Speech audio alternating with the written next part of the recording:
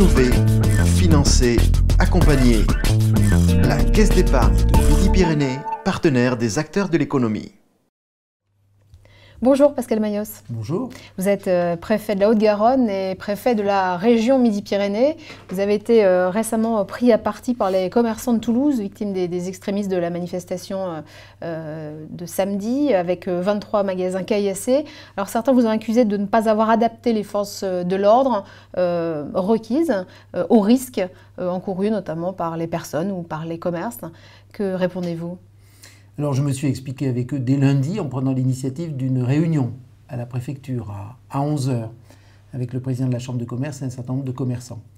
Je leur ai dit deux choses. Je leur ai dit d'abord que, contrairement à ce qui avait été dit, je n'ai pas autorisé la manifestation. Ce n'est pas comme ça que ça se passe. Je ne l'ai pas interdite pour trois raisons. La première, c'est que nous étions, notamment à la fin de l'année 2014, entrés dans un processus de décélération. Et je rappelle que la manifestation du 29 novembre s'était bien déroulée. Alors qu'elle n'avait pas été déclarée, elle était encadrée et elle s'était bien déroulée, sans heurts. La deuxième raison, c'est que celle-là a été déclarée et sur un parcours avec des organisateurs. La troisième raison, c'est que si je l'avais interdite, très vraisemblablement, alors que rien ne me conduisait à le faire, j'y reviendrai, eh bien on m'aurait reproché de le faire parce que ce n'est pas parce qu'une manifestation est interdite qu'elle ne se tient pas. Et pour ce qui concerne les forces, le nombre de forces de l'ordre requises ? Les forces, c'est en fonction bien évidemment de la nature de la menace. Et rien, je dis bien rien, ne permettait d'identifier, au moment où nous avons préparé cette manifestation, que 80 extrémistes, casqués, masqués, armés et gantés, allaient fondre sur la première manifestation, se mêler à l'intérieur du groupe et produire les dégâts qui ont été produits. Le directeur de la sécurité publique, qui est là depuis 5 ans, n'avait jamais vu une telle violence de la part de tels extrémistes, venus, vous l'avez vu, de toute la France et même d'au-delà, et dont certaines condamnations, vous l'avez vu, dont 2 à 6 mois de prison ferme, montrent la violence qu'ils ont commise à l'égard des forces de l'ordre et bien évidemment à l'égard d'un certain nombre de commerçants et de commerces. Il est question peut-être d'une manifestation de cette nature à nouveau début mars. Vous, en tant que préfet, comment pouvez-vous anticiper d'éventuelles violences ? D'abord, je n'ai pas eu connaissance de cette manifestation. Et ces manifestations se décident quelquefois peu de temps à l'avance. La seule chose, c'est que je tiendrai compte, comme je l'ai fait pour celle-là, de ce qui s'est passé les fois précédentes, et j'adapterai, en dialogue d'ailleurs aussi avec la mairie, comme nous l'avons déjà fait, et avec les commerçants. Vous êtes soutenu par le ministère de l'Intérieur sur ce point ? Bien sûr, bien sûr.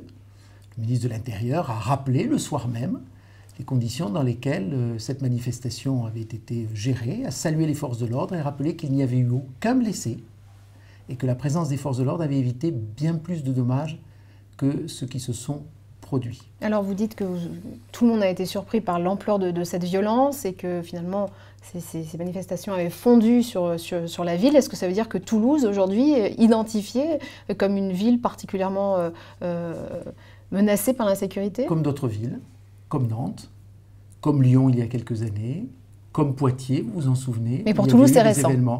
Pour Toulouse c'est récent. Je suis frappé quand même de voir depuis mon arrivée il y a 8 mois que Toulouse recouvre la totalité des difficultés en matière de sécurité, de la petite délinquance, au trafic de stupéfiants, au trafic d'armes, à la radicalisation et parfois même au terrorisme. Je ne crois pas que ce soit tout à fait nouveau. En tous les cas, ça ne date pas tout à fait de mon arrivée. Alors, je voudrais qu'on évoque la loi NOTRe, la loi qui organise les nouvelles compétences des régions notamment. Alors vous représentez l'État en Midi-Pyrénées à un moment où justement les régions vont connaître un profond bouleversement. D'ailleurs, votre fonction même de préfet peut être amenée à évoluer. Est-ce qu'il y aura un seul préfet entre la région Midi-Pyrénées et la région Languedoc-Roussillon ? Il y aura a priori un préfet de région pour la grande région, Languedoc-Roussillon, Midi-Pyrénées, comme on l'appelle pour le moment, par ordre alphabétique. Et des préfets préfigurateurs de ces grandes régions seront désignés par le gouvernement en avril. Nous n'avons pas attendu, bien évidemment, ce moment-là pour commencer, avec mon collègue de Languedoc-Roussillon, à travailler sur ces dossiers, à faire que les directeurs régionaux se retrouvent et travaillent ensemble. Et nous serons amenés début mars à nous retrouver tous ensemble, les 13 préfets de la future grande région, pour débattre entre nous, avec les directeurs régionaux, sur les caractéristiques de cette grande région, qui, je le rappelle, va être la 19e région européenne, va avoir la taille de l'Autriche ou du Benelux. Et donc, nous allons voir tout ce qui nous réunit, le massif pyrénéen, le canal du Midi, la santé, la recherche, l'agriculture, beaucoup de choses qui nous réunissent et qui nous conduisent désormais à travailler ensemble. Je voudrais qu'on évoque le financement des infrastructures de transport et notamment pour les projets de métro qui est un sujet qui fait débat politiquement aujourd'hui. Tout semblait quasiment réglé concernant le prolongement de la ligne B du métro vers la Beige. Le Conseil général était favorable, l'État a priori aussi. Et puis patatras, le maire de Toulouse, Jean-Luc Moudin, a la volonté de créer une 3e ligne de métro. Tout s'écroule d'une certaine manière. Est-ce que c'est aujourd'hui un dossier qui vous oppose au maire de Toulouse? Aucun dossier ne m'oppose à qui que ce soit. L'État enregistre des dossiers, il y a des dossiers qui existent, il y a des dossiers qui sont en discussion. Je remarque que pour le prolongement de la ligne de métro, effectivement, une enquête publique va bientôt s'ouvrir. Et ensuite, un certain nombre de décisions. Donc ça veut dire que c'est un dossier qui est très avancé. Oui, très avancé, et que sur la 3e ligne de métro, effectivement, des choses sont à l'étude, mais que l'État n'a à ce stade, ce qui n'est pas anormal, ni projet, ni demande de financement. Donc pour vous, aujourd'hui, il n'y a pas de soit l'un, soit l'autre? Pour le moment, nous enregistrons les dossiers au fur et à mesure de l'arrivée. Nous voyons effectivement les conditions dans lesquelles nous pouvons les étudier et les financer. Les derniers chiffres du chômage sont tombés le 25 février, concernant le mois de janvier, donc une hausse ici de 0,1% fin janvier, contre moins 0,5% au niveau national. Comment peut-on analyser ces chiffres, y compris au niveau peut-être plus en détail des départements? Alors, l'augmentation, elle est dans tous les départements, avec peut-être une petite pique dans certains départements. Je vois en particulier les Hautes-Pyrénées ont une augmentation un peu plus soutenue. La région Midi-Pyrénées, c'est un paradoxe, c'est-à-dire que c'est la région où se crée le plus d'emplois et c'est en même temps la région dans laquelle on a un taux de chômage qui est soutenu. Pour deux raisons en particulier, c'est que parce qu'on crée un certain nombre d'emplois, beaucoup de gens viennent ici et ne trouvent pas nécessairement un emploi. La deuxième raison, c'est que, incontestablement, nous avons, dans le domaine du chômage de longue durée et dans le domaine du chômage des jeunes, des efforts significatifs. Ils ont été payants pour le chômage des jeunes, c'est-à-dire que nous avons décéléré.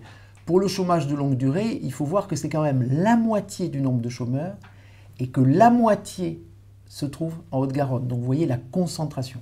Alors, vous allez me dire, face à ce constat, qu'est-ce qu'on fait? Évidemment, on travaille singulièrement sur le chômeur de longue durée avec le plan que François Rebsamen a annoncé il y a quelques jours, quelques semaines, pour lever les freins à l'emploi de ces chômeurs de longue durée. Mobilité, capacité de formation, y compris pour les seniors avec des contrats de qualification un peu raccourcis. Et puis pour les jeunes, qui est une préoccupation forte, essayer au maximum de faire jouer à la fois les aides à l'emploi. Je rappelle que c'est près de 22 000 personnes qui ont été aidées globalement en 2014 avec les aides gouvernementales et un effort fait pour les plus éloignés de l'emploi et les quartiers en difficulté auxquels j'accorde bien évidemment beaucoup d'importance. Mais je ne voudrais pas que derrière quartiers en difficulté, on pense uniquement ville, mais je pense également milieu rural. Quel type d'action? Alors, ce sont des actions qui consistent, je vais vous en donner deux exemples. En un mot, oui. En deux mots. En deux mots. Le premier, c'est ce que j'appelle le coup de pouce à l'emploi. Identifier des jeunes dans ces secteurs qui sont proches de l'emploi, mais qui, du fait de l'endroit où ils vivent, ont des difficultés. Eh bien, nous avons fait la preuve avec un petit groupe ici à Toulouse qu'en quelques semaines, nous arrivions à en placer 10. Je vais modéliser ce dispositif et le mettre à disposition de tous ceux qui veulent lancer ce coup de pouce à l'emploi. Et puis une deuxième initiative que nous avons signée ce matin avec le maire de Toulouse et 13 grandes entreprises du type Coca-Cola, Carrefour, déjà en novembre, des entreprises type la SNCF et autres, qui sont prêtes à accueillir des jeunes, non seulement dans le cadre de stages, bien évidemment, de découverte des entreprises, mais également pour les prendre en contrat à durée déterminée et pour les former. Donc un geste qui consiste à dire, les emplois dans les entreprises sont également faits pour les jeunes des quartiers. Et également l'utilisation de clauses sociales, par exemple, dans un certain nombre de travaux. Donc, ce sont des politiques très volontaristes pour placer et faire en sorte que les jeunes, y compris dans des quartiers difficiles, puissent avoir leur chance dans la vie professionnelle, mais aussi dans leur entrée dans la vie sociale. Dernier mot, Pascal Mayoz. Vous êtes plutôt un optimiste, un pessimiste quand vous voyez la situation à la fois économique et sociale? Je suis un pessimiste de l'analyse et un optimisme invétéré de la volonté. Merci Pascal Mayoz. Merci. Innover, financer, accompagner. La Caisse d'épargne de Midi-Pyrénées, partenaire des acteurs de l'économie.